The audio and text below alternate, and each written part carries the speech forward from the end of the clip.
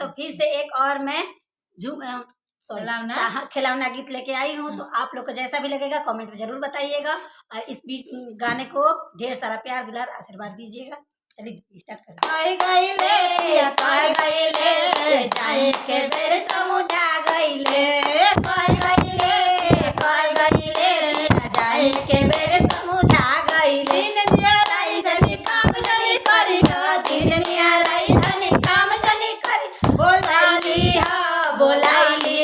हमारे अम्मा सोहागिन बोलाइली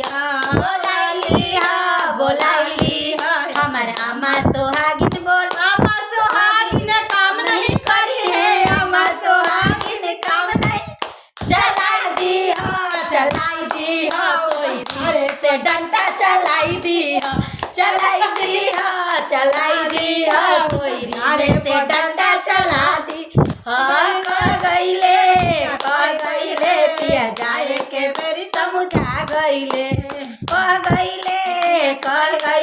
पिया जाए के मेरी समझा गईले।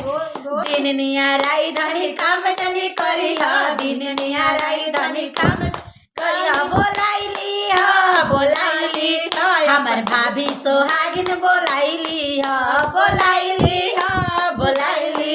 हमर भाभी सोहागिन सोहागिन काम नहीं करी है। भाभी सोहागिन काम नहीं करी है। चलाई दी रखे दिया नैहर के देते रखे दिया नैहर के देते रखे दिया।